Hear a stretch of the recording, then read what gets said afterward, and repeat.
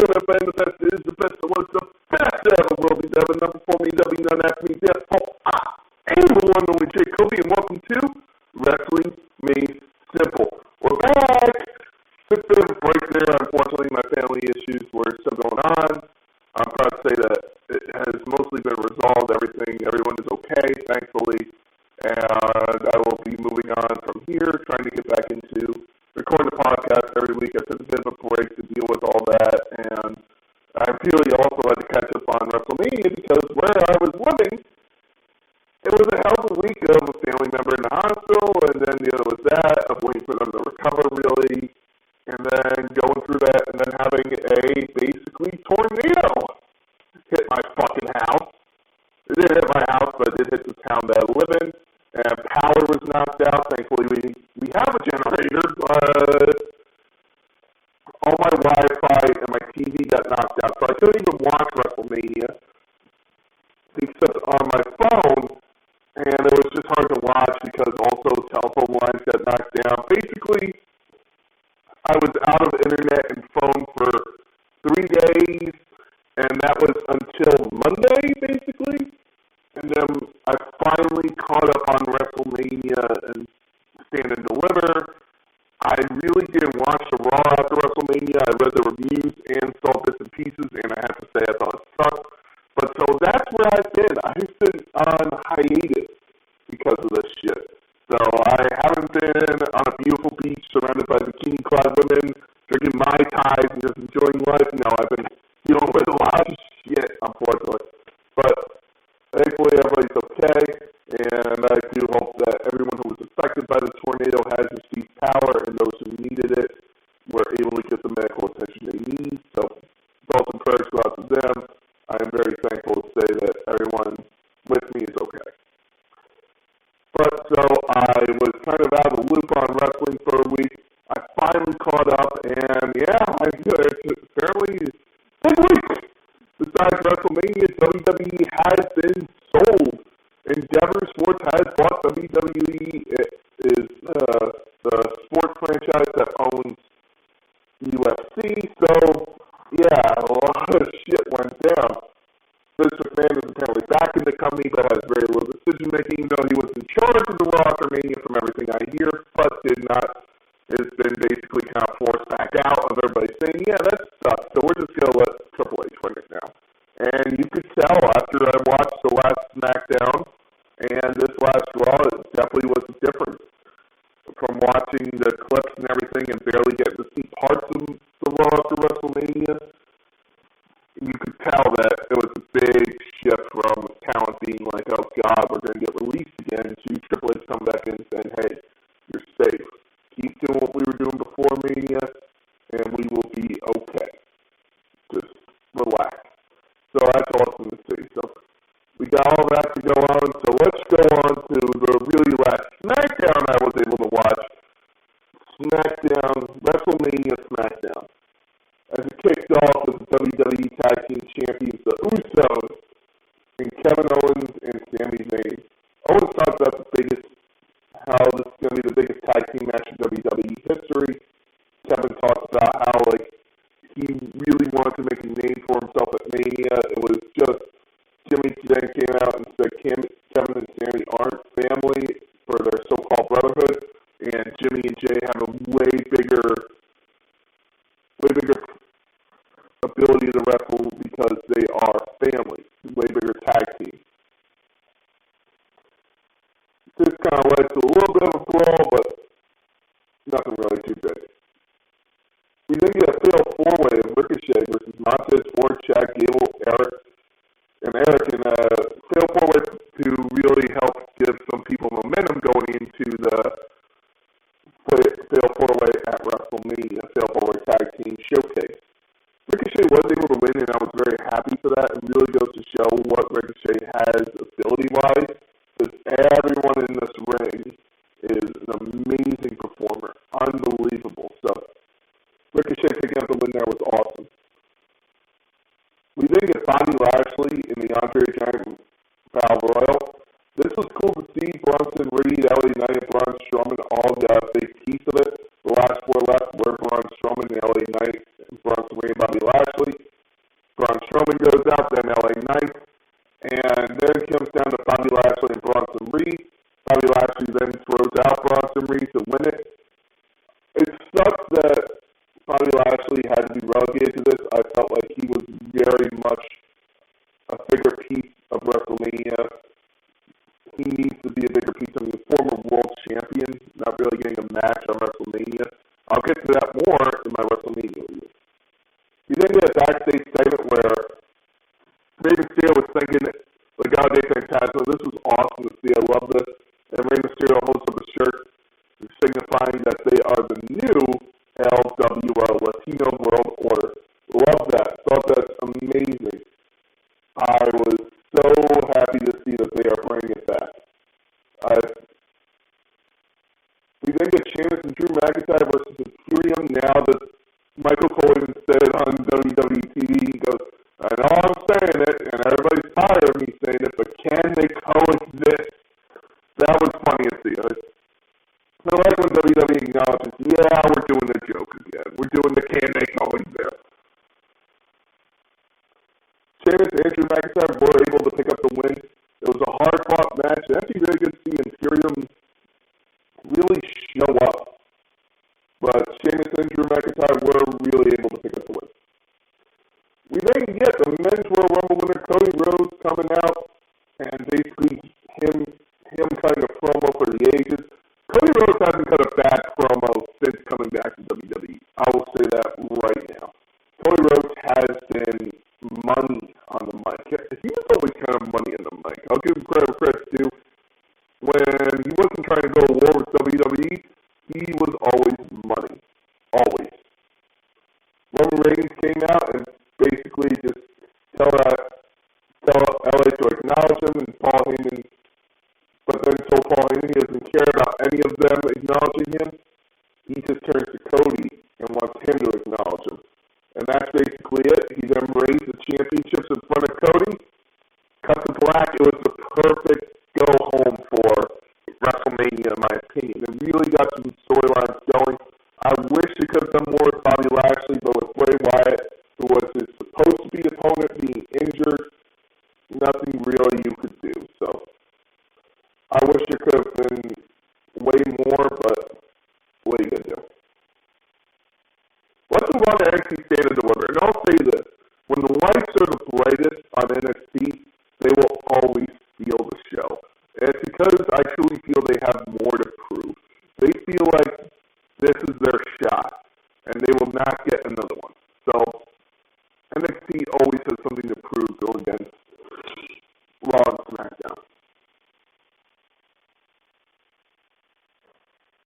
Let's see, where are my results? No, there they are. It kicked off with an 8-person tag team match with the winner getting control, Chase University. So with Tyler Bate and Chase University versus Schisms. I want to point out this was Ava's first match. So the Boxed Order had her first match, and she was alright. She wasn't great, but it was definitely a good match. I thought this match should have been more on the main show, but I understand why it wasn't. Tyler Bate and Chase University were able to pick up the win after Duke Hudson teased the turn of joining Schism. They would all join up on Chase University of Tyler Bate wearing, or not Tyler Bate, Duke Hudson wearing the shirt, and then ripping it off, showing that he isn't with Schism, he is with Chase U, and then attacking Schism. Chase U and Tyler Bate pick up the win in a very good 11-minute match. We then go to your main show as it kicks off with a ladder match for the NXT Women's Championship. Roxanne Perez, Zoe Stark, Gigi Dolan, Leah Baccaria, and Tiffany Stratton. I've heard Leah's name said so many times, so I still can't get it right, and I never will, unfortunately. This was a great match. Really, a ladder match will always show on the Immortal stage. No matter where you are, a ladder match on anyone on the card will always perform on WrestleMania weekend. And damn, was this a good one.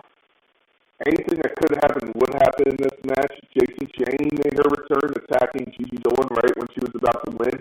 And as that happens, you have Indy Hartwell trying to climb the ladder, and Indy Hartwell just barely trying to climb, and And then Dexter Loomis makes his return to WWE and helps Indy Hartwell. Index is alive and well. And Indy Hartwell is your new NXT Women's Champion. I did not see that coming whatsoever. And anyone who did, fuck you, you're lying. There's no way you saw Indy Hartwell winning that match. We then get Dallas versus the family of Tony D'Angelo and Channing Stacks Lorenzo versus the Creed brothers in a triple threat match for a tag team, for the NXT tag team title. Great match, unbelievable performances by Dallas here. You would actually have Joe Coffey make his return to Dallas and would rejoin his family. So you know what, great match, really enjoyed it. I'm not really a triple threat tag team guy, unless it's a tornado tag in which everyone's involved, because I really don't like the rule that only two people could be in the ring at the same time. But this was a very good match, really enjoyed this. Dallas was able to retain their title. We then get a fatal five-way match of Wes Lee versus Axiom versus Dragon Lee. They showed Dragon off, I did it. And JD McDonough in a fatal five-way NXT North American title match. Again, another great match. Every match on this card was very enjoyable. Loved it. I really was enjoying watching it. Wesley was able to pick up the win after a hard-fought match. Wesley was able to retain, so shout out to Wesley picking up the win in a 19-minute banger. You then get Johnny Gargano versus Grayson Waller in an unsanctioned match. Unbelievable unsanctioned match here. This was fun. It was just everything an unsanctioned match should be. All the spots. And again, long-term storytelling at its best there with Grayson Waller and Johnny Gargano. But still fun. It was cool to see Johnny Gargano get the win and pick up a really his first real monumental victory since coming back to WWE and beating Grayson Waller. That was just fun. That was just fun for them, for Grayson Waller to finally get the shit kicked out of him and pick up the win. We then get your women's tag team match, the women's tag team championship match of Ava Fire Dawn versus Fallon Henley, and Kiana James. This match was probably the low match on the card, but still fun. It was still an okay match. It wasn't bad. Alpha Fire and Diesel Dawn were able to pick up the win after basically the faces refused to cheat, and Diesel Dawn and Alpha Fire took advantage of that and picked up the win. We then move on to your main event of Carmelo Hayes versus Braun Breaker for the NXT Championship, and this was the match of the night. There was no question these guys would deliver. No question at all that Carmelo Hayes and Braun Breaker were going to have a match tonight. When the lights are the brightest, these guys show up, and they showed up. So, shout out to them. Carmelo Hayes picked up the win. It was a good match. I won't say it was truly amazing, but it was very good. So, NXT Stand and delivers. Awesome show. They didn't stand, they delivered. So, you know what, NXT Stand and Deliver, you get a B+ grade, which is not what I'm going to award WrestleMania 39. WrestleMania 39. It was cool. Was it fucking cool? Absolutely. Was it necessary? It kicked off with Austin Theory versus John Cena for the United States Championship. There was no question in my mind Austin Theory was going to pick up the win here. No question in my mind at all. And you know what? I was right. Austin Theory picked up the win over John Cena. Very good job by Theory to pick up the win over a legend like John Cena. So, you know what? It was very well needed for his career. Austin Theory hits A-Town down and then talks about how he is way better than John Cena ever will be. So, shout out to Austin Theory picking up the win over John Cena. team match, the men's WrestleMania showcase, and the Street Profits were able to pick up the win here. Good job by them. The Street Profits really needed a win on a big stage. They had gotten one at WrestleMania 36, but it just didn't feel right. They lost at WrestleMania 38. I don't even believe they were on the card for WrestleMania 37. Where are they? It may have been. May have. I need to take a look at that. Hang on. Were they on the card for WrestleMania 37? I'm trying to remember who was the SmackDown Tag Team Champions at the time of WrestleMania 37. I don't believe they did.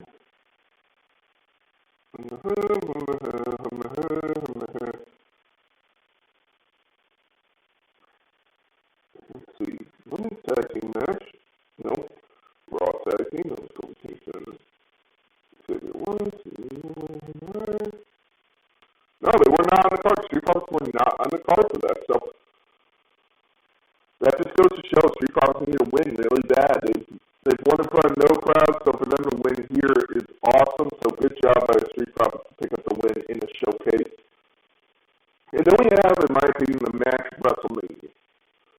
Can we just give Seth Rollins the nickname now of Mr. WrestleMania V2? Every time he is on the card, he steals the fucking show.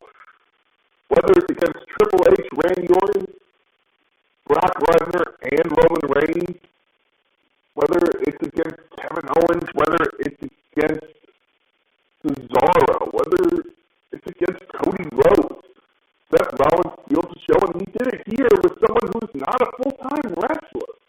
He did it here against Logan Paul. What a great match. KSI was actually at ringside with Logan Paul, and it has been the most viewed moment from WrestleMania weekend.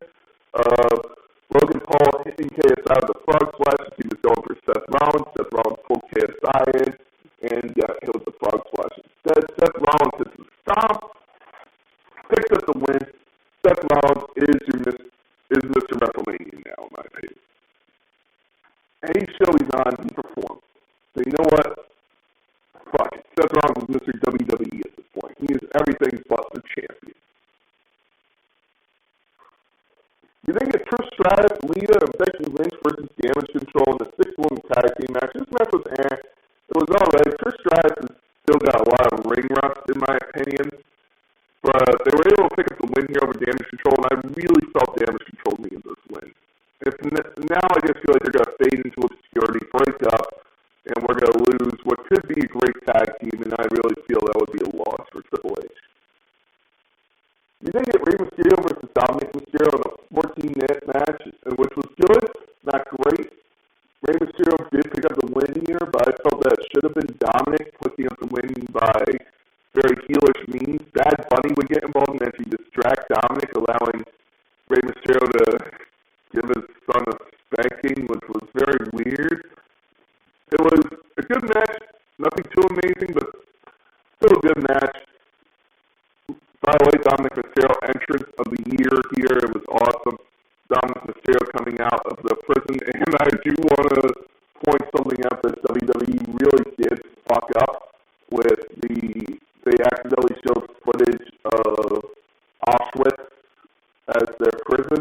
So yeah, WWE has to apologize. Hey, we all fuck up, but Jesus, that was a bad one. Rey Mysterio would pick up the win here, and I really did feel it should have been Dominic. You think it Rhea Ripley versus Charlotte Flair in a singles match for the Women's SmackDown Championship. Great match here. If Seth Rollins and Logan Paul wasn't the match of the night, then it was this one. Great match. Unbelievable job by the women here. And a nice 23-minute match, your second longest match of the night. Rhea Ripley was able to pick up the win after finally hitting Charlotte Flair with the Riptide.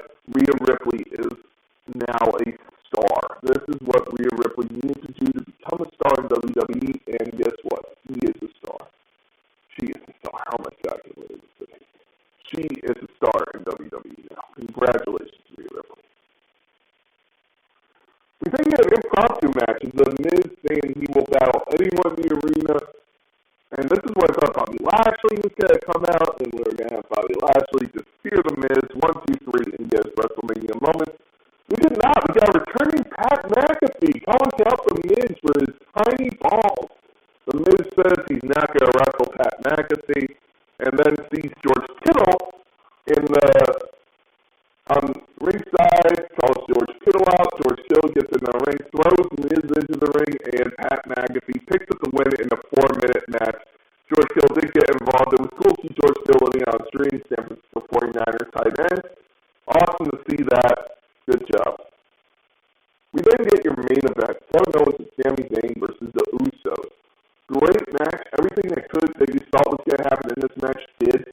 Sami Zayn actually kicking out of the 1D. The second it hit the 1D, when I watched the replay, I was literally sitting there going, he's going to kick out. There's no question in my mind Sami Zayn kicked out of the 1D. And sure enough, they called it, and I went, has anyone ever kicked out? And all you hear is Michael Cole just say, that is the first time someone's ever kicked out of the 1D. And I just sat there going, I knew it. That's awesome. That was the moment. Sami Zayn is now a bigger star than he could ever be because he kicked out of that.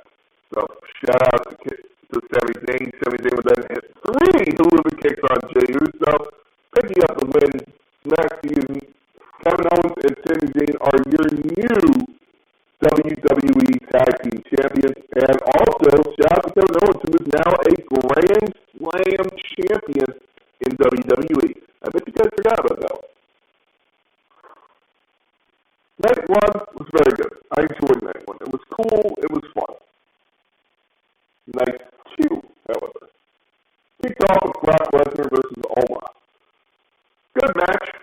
Brock Lesnar was able to pick up the win. He had F5 on Omos, which was unbelievable strength, but makes me wish there was more to it. I know these guys probably can't have that kind of match. Omos would probably need a smaller guy to have that kind of match, while Brock Lesnar, he's just not the Brock Lesnar of old, never will be again. Brock Lesnar is just, he's cool, but at the same time, you're sitting there going, you want more from him at this point. You still do. We then get Ronda Rousey versus Shayna Baszler versus Liv Morgan, Raquel Rodriguez versus Natalya, and Shotzi versus Chelsea Green and Sonya Deville in a fatal 4-way tag team match to Women's WrestleMania Showcase. Now, this was originally supposed to be Carmella. I still don't know why Carmella wasn't in this match. Apparently she wasn't injured. I don't know what was going on with Carmella. But, hey, if she needs to take time away from the ring, I will never get mad at WWE Superstar for taking time away. Never. So, Ronda Rousey and Shayna Baszler were able to pick up the win by submission. It makes me actually wonder, has anyone ever fought out of Ronda Rousey's armbar? I know Liv was able to make Ronda, was able to pin Ronda using her armbar, but has anyone actually, after it's locked in, fought out of the armbar? I don't know, maybe Becky, maybe, but that's definitely something I would like to know. It was an okay match, nothing to write home about. We then get Gunther versus Sheamus versus Drew McIntyre in a triple threat for WWE IC title. This was match of night 2, no question. Gunther, Sheamus, and Drew McIntyre was a great match, and I actually like it because WWE has started to use it more and more. This is the Big E match, just big men slapping meat, just big guys having a match. And they started using that as calling it the Big E special when it's matches like this, so I like their tributing Big E. I really do. Gunther and Drew really throwing a foul. Sheamus fighting as hard as he can, so I thought that was awesome. We then get Bianca Belair versus Asuka, and I'm actually going to quote Tom Grassi on this one. Tom Grassi really had the call of every call that these are great women, great wrestlers, but this was just sloppy.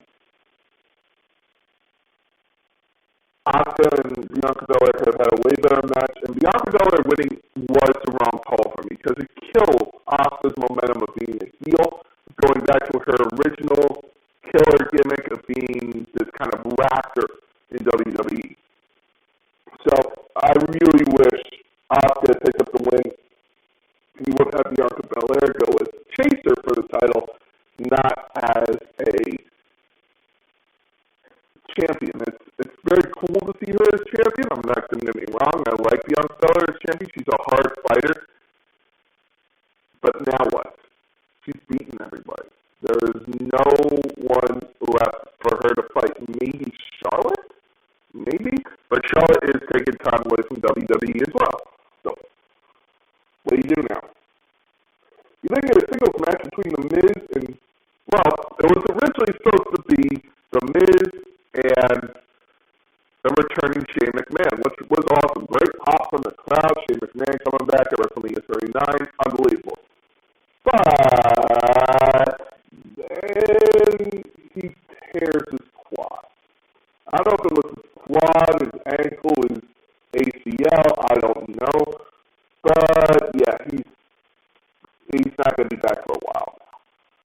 So Shane McMahon goes down, and I'll give a shout out to the cameraman. Cameraman calls an audible and says, punch Miz, to Snoop Dogg, and Snoop Dogg punches him. And then the match becomes Snoop Dogg and Miz, and Snoop Dogg picks up the win with an elbow. Looks way better here than trying to do that stupid frog splash he did in AEW. So shout out to Snoop Dogg picking up the win here. You then get your semi-main event of Edge versus the Demon Finn Balor inside Hell in a Cell. This is the one I'm very sad I missed. I was not able to go to WrestleMania, so I really wish I could. I always wanted to see a Hell in a Cell match live, and I'm very sad I was able to. I missed this, but at the same time, I still understand why I did. So I really wish I could have seen this live, but life is life. Edge and Finn Balor had a great Hell in a Cell, and it was also awesome to see the original Hell in a Cell back. It was cool to see that they had gotten rid of the red, and it was the old steel structure. I loved that. It brought back, to me, importance of that match, because it's no longer just a pay-per-view that, yeah, every year you're going to see Hell in a Cell. Every year you're going to get at least 3 Hell in a Cell matches, and it's going to be an established pay-per-view you're getting this time of year. No, it can happen any time. Because guess what? There is no pay-per-view. You might get it once a year. Maybe. And if he does, it's because of a huge ending to a feud like Seth Rollins and Edge. Like Cody Rhodes and Seth Rollins. Like this. Hell, this is how I want them to end the Cody Rhodes Roman Reigns feud, which I will get to in a little while. Edge was able to pick up the win here. I also like the addition of the red chairs for Edge, the red kendo sticks, and the purple kendo sticks and chairs and tables for Finn Balor for the Judgment Day. I thought that was a very cool addition. Finn Balor would be split open, by the way. It would be fighting on an injured leg. He would have his head split open. So I just want to point that out. Fucking champion Finn Balor for fighting through all that. Edge was able to beat Finn Balor, giving the Demon only his second loss on the main roster, and his third loss ever. So, we then get your main event, the longest match of WrestleMania, Roman Reigns versus Cody Rhodes. Besides the ending, this was a great match. Had everything you wanted in this WrestleMania match. But the ending is all that matters. People can talk about Brock Lesnar and Kurt Angle as much as they want, but there's one moment from that match that's always going to be remembered. The botch shooting star press. That's always going to be all that is remembered. People can talk about, I'm trying to think of some other matches. It's considered one of the greatest matches of all time, but what's remembered from Undertaker and Shawn Michaels? What's shown all the time? Undertaker jumping over that top rope and lawn darting into his fucking head and almost breaking his neck. What's going to be remembered from this match? The fact that Cody Rhodes performed his ass off and did everything he could to win the title, or the fact that wasn't enough and he lost to Roman Reigns. It's the fact that he lost. Cody Rhodes should have won this match. There is no question in my mind Cody Rhodes should have won this match. But he didn't. Roman Reigns ends up pulling out the win after Solo Sikoa gets involved, so they can give Roman Reigns a 1,000-day run with the title and maybe end this at SummerSlam inside Hell in a Cell. That's my idea. End this inside Hell in a Cell. Say, hey, none of the Bloodline can get involved. No one can get involved in this match. We are going to lock ourselves in that cell and go to war. Just like I did with Seth Rollins, and guess what? I won. That's what they need to do with Cody Rhodes right now is say, we're having a rematch, SummerSlam, Hell in a Cell. Very simple.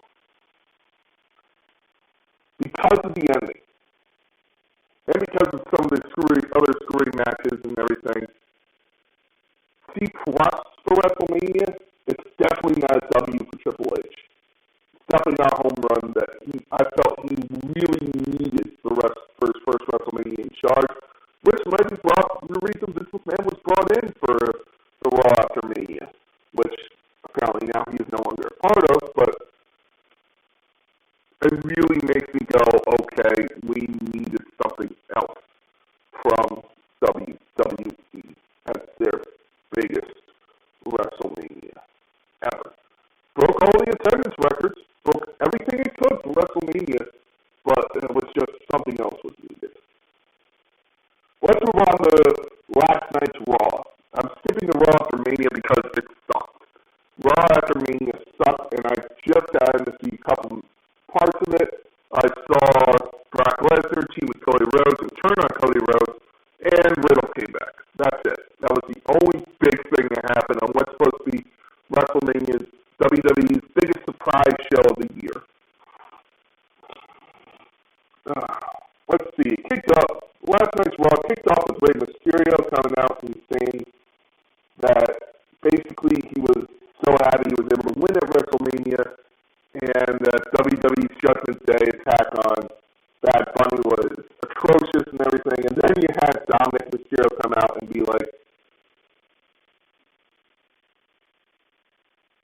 he was basically couldn't get the cock out of his mouth. That's the best way to describe this. Sorry about that. I had a call take real quick.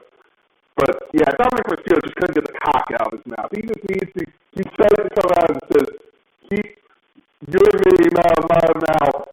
And then he sits for a second and goes, wait, keep my name out of your mouth. Yeah, that's right. And then he just had Ray basically call him out saying, just stop being an asshole, stop being a bad kid. And then Dominic says, Judgment Day is my real family, and if you want to meet my real dad, here he is. Then Balor comes out and has the match with Rey Mysterio. So, coming off of an injured leg, a fucking split open head. I've had my head split open, not in the back where Finn did. I've had a busted up eyebrow. And I can't imagine competing like that shit. The only person who can maybe is Cody Rhodes. But you know what? Fucking A. Shout out to the Demon. Shout out to Finn Balor. Came out, had a great match with Rey Mysterio. Dominic getting interfering and basically costing Rey the match. Finn Balor takes us to win. Great way to kick off Raw. We're already off to a better start than we did after Raw for WrestleMania. We then get announced that Lita was attacked backstage, and Trish Stratus will be taking her spot in the Women's Championship match, which is next against Liv Morgan and Raquel Rodriguez. So it's Becky Lynch and Trish Stratus against Liv Morgan and Raquel Rodriguez, defending the title. This was a great match, and people were saying it was sloppy, that Trish missed some moves, and Becky and her weren't on the same page. That's what it was supposed to be. It was supposed to be them being sloppy, because it was creating a narrative that Trish wasn't good enough to defend the title, which Becky was trying to implicate. But Trish feeling she can defend the title with Becky and have a great match. That is the narrative they were trying to create. So, Liv Morgan and Raquel Rodriguez win your tag team titles. I remember watching it halfway through going, I'm going to go through this. They're going to go. Liv and Raquel are about to win the fucking title. And watching that moment, I felt like a true fan again, watching that moment just being like, holy fuck, they actually did it. And for a second, I thought Becky was about to turn heel. I really did. And I actually like Becky Lynch as a heel. I really do. But it is what it is. Trish ends up turning heel on Becky after getting basically reprimanded for losing the title. And Becky Lynch is basically defeated that her friend turned heel. We then get Bobby Lashley versus Bronson Reed ending in a countout, but was the best way for her to end in a countout. These guys fighting hard, going at it. And I also want to point out, fucking Bronson Reed, like Michael Jordan, fighting with the flu in this match. Bronson Reed and Bobby Lashley go to a double countout. This is nowhere near over. And I can see this at Backlash going into a maybe falls count anywhere, a lumberjack match, something like that. You then get Cody Rhodes coming out and apologizing to the fans for losing at Wrestlemania. This was another awesome promo by Cody Rhodes. He then called out the Beast Incarnate and called him out to a match at Backlash. So let's see what they're doing. They're going the John Cena route after WrestleMania 28. Him losing to the main guy at WrestleMania, substitute The Rock for Roman Reigns. There you go. And now he's going to fight Brock Lesnar. At Backlash, substitute Backlash for Extreme Rules, and you have John Cena's storyline. Now, there's going to be two big differences, I think. Cody Rhodes isn't going to go away. He's going to come back, face Roman for the title at SummerSlam, and win it. Again, another great promo by Cody Rhodes. Go listen to this promo. I can't do it justice. We then get the Usos versus the Alpha Academy in a match that really made me think the Alpha Academy were going to beat the Usos. I truly believed it, and it was a match that was unfucking believable. So shout out to Alpha Academy and the Usos for having a great match. Usos were able to pick up the win with the 1D, but damn if I didn't think for a minute there that the Alpha Academy was going to pull out the win. We then get Io Sky versus Michi Yim and Piper Niven in a triple threat match to become the number one contender. Now, this was supposed to be Bianca Belair and Io Sky, but unfortunately, Bianca Belair wasn't able to make it due to travel problems. Apparently, a lot of talent that was scheduled for the show wasn't able to make it due to travel issues. So, so it wasn't Vince McMahon, it was travel issues. Apparently, Vince McMahon had nothing to do with the show. He was shown the script and made no changes. This was all Triple H, and it goes to show how great Triple H is when he's in charge of the show. Io Sky was able to pick up the win, pinning Michi Yim after I believe it was a shooting star or moonsault off the top rope, pinning Michi Yim, 1, 2, 3. Io Sky picks up the win. We then get Solo Sikoa versus Kevin Owens, and this was a fun match. Solo Sikoa would pick up the win over Kevin Owens, avenging his disqualification loss.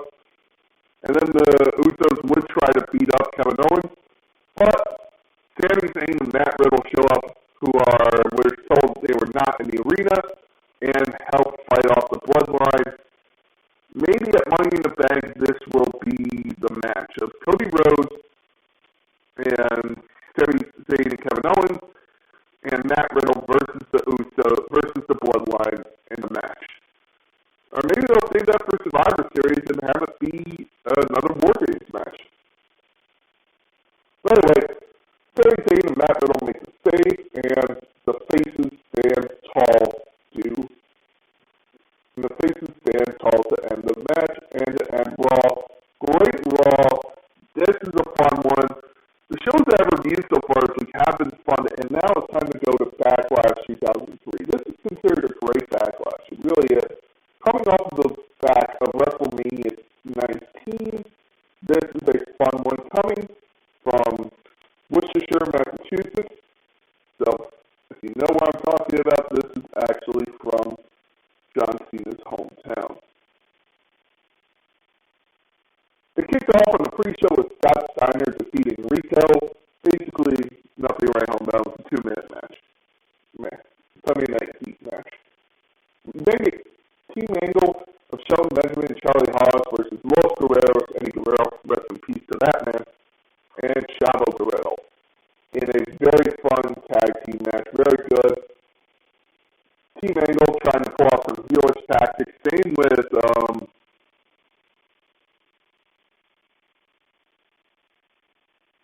Same with Team Guerrero actually pulling off some heelish tactics even though they were faces. Team Angle would pick up the win, but it would be Los Guerreros who would lead with the tag team titles and actually steal them and ride off in Eddie's Lowrider. Very cool to see. We then get Sean O'Haire versus Rikishi in the singles match. This is the burial of Sean O'Haire, which I hate. Sean O'Haire should have been the next big thing for the company. His Devil's Advocate gimmick was awesome, and there was even talk of him when the Dead Man came back of feuding with the Dead Man Undertaker version at Wrestlemania 20. But that never came to roost, and the Undertaker would end up feuding with Kane as the Dead Man returns. Sean O'Haire would pick up the win here, but he was just never the same after losing the Devil's Advocate gimmick. I hope to one day do an episode on that, by the way. That Devil's Advocate gimmick was awesome. We then get Kane and Rob Van Dam versus the Dudley Boys in a World Tag Team match with Chief Morley as the special guest referee, who was the heel at the time, tried to cost Kane and Rob Van Dam the titles, but the Dudley Boys wouldn't allow that, and Kane and Rob Van Dam would pick up the win.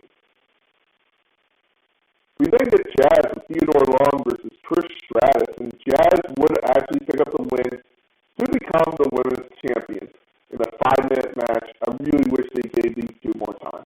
I really do. You then get the Big Show versus Rey Mysterio, and kind of the Giant versus David versus Goliath storyline, except in this timeline, Goliath destroys David, and the Big Show picks up the win over Rey Mysterio. So, yay. You then get Brock Lesnar versus John Cena for the WWE Championship. Now, this was way before John Cena was ever John Cena. This is when he was still doing the rapper gimmick, and it was actually funny to see this and be like, this is the feud that would actually main event SummerSlam. This is the feud that would main event pay-per-views in a couple of years. You were looking at this feud going, holy shit. Nowadays, this feud would be awesome. So, Brock Lesnar was able to pick up the win in a good match. Nothing too amazing, but a good match with WWE pushing Brock Lesnar as the next big thing. And it's funny to remember, Brock Lesnar almost broke his neck at the pay-per-view before this. So, shout out to Brock Lesnar. We then get Triple H and Ric Flair and Chris Jericho versus basically the Clique and Booker T. This was cool to see Triple H and Ric Flair and Chris Jericho versus Shawn Michaels, Kevin Nash, and Booker T. Kind of really felt like everyone had their really counterparts in this match. You had Triple H versus Kevin Nash. You had Shawn Michaels versus Chris Jericho, and Booker T versus Ric Flair.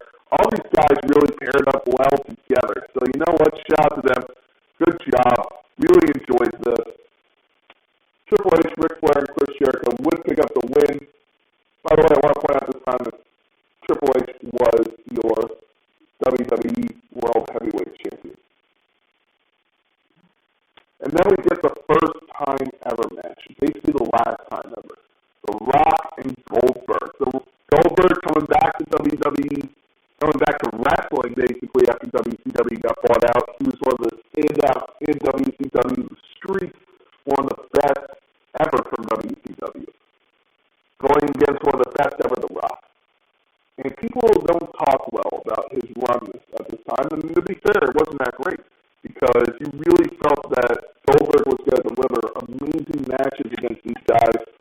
But he had the problem that he did in late WCW of he's not really that ring savvy of like, all right, let me just call these matches on the fly, let me do this, let me do that, and let me have a 30-minute classic. No, he's out there for a 5-minute, oh my God, did you see that? And he just stayed there himself.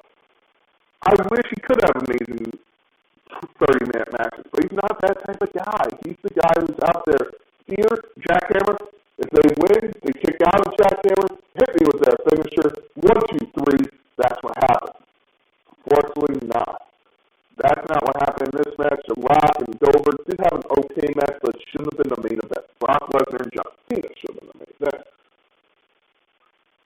Goldberg would pick up the win and would actually use the momentum of this win to go on a World Heavyweight Championship run, taking the belt from Triple H inside I believe it was either inside Elimination Chamber or later on. He would take the title and then would lose it back to Triple H in a triple threat match with Kane and Triple H at, I believe it was Armageddon, where you would have Evolution have all the gold on Raw of having them hold the World Tag Team titles, the Intercontinental title, and the World Heavyweight Championship. So no one ever talks about that, by the way, and it's actually something I was talking with my buddy about. Everyone forgets Evolution was so cool that they had all the titles. That was the first time anyone had really ever done that. So, besides the New World Order. So it was really the first time in WWE it had ever been done. So if you're looking for a really cool little wrestling history to watch, there you go. Backlash. You can watch Armageddon, and you can see Evolution hold all the gold. Whew, I need a drink. Now let's go to the drink of the week. The drink of the week this week is a classic. I love it, the Godfather. The Godfather is a drink maybe not you guys have heard of, but it is a fun one. It is a very simple drink. 2/3 Scotch, 1/3 Amaretto. You're going to simply take the Scotch, pour it over ice, then layer the Amaretto, then you're going to put the Amaretto on top, give it a nice little stir to mix it up. There you go, you got a Godfather. This is a strong drink. Please drink responsibly. Do not drink too many of these. Do not drink and drive. Do not consume alcohol if you're under 21. And do not overconsume on alcohol. And now, everybody, it is time for the Backlash of the Week. This Backlash of the Week is very simple for me. The Backlash of the Week is Vicky Guerrero. Now, Vicky Guerrero's daughter, Eddie Guerrero's daughter, has been making a couple of accusations about her boyfriend, about her stepfather, Vicky Guerrero's husband, I believe, who is still her husband right now. I don't know if this is true. And if it is, fuck this guy for everything he did. Fuck his head and the neck he rode in on. Alright? If this guy did what she's saying he did. Apparently she said they were drunk on a cruise and the stepfather took advantage. Now, Vicky Guerrero decided to go on the offensive of saying, you've always made these claims that when we didn't complain when you were drunk taking men back to your room. Drunk does not equal consent, okay? Now listen, I'm always the guy wanting to hear both sides of the story and decide what truly happened in my mind. I always try to wait to hear both sides of the story because there might be something I don't know. There might be that this person is a complete liar. But everything I've heard is completely true. That this guy took advantage of a drunk girl on a cruise who is his stepdaughter. What the fuck? So you know what? Vicky Guerrero is defending him. Listen, I understand love makes you do some crazy things. I know, ride or die, girl. I get it. But this is not something you ride or die about. That is your flesh and blood. And she's even coming out and said she is no longer my daughter. Blah, blah, blah. You disgraced our family with all this shit of you basically being a slut and making him sleep with you. No one made him do it. Okay? If anything, he made her do something drunkenly. Drunk is not consent. In most states, drunk is rape. So Vicky Guerrero, by the way, I hate talking about people's personal lives. I don't like it. So you know what, Vicky Guerrero, you are the Bachelor of the Week. Congratulations, and fuck you. Uh-oh. Ladies and gentlemen, thank you very much for listening. I have been the big guy. We are on the road to Backlash in Puerto Rico. So you know what? This whole month is going to be Backlash reviews. So submit your favorite Backlashes in the comments. And please feel free to message me about your favorite Backlash event. And if you like the podcast, please make sure to like, subscribe to YouTube, do all that great shit. I've been the big guy. This has been Wrestling Made Simple. Have a great week in wrestling, everybody.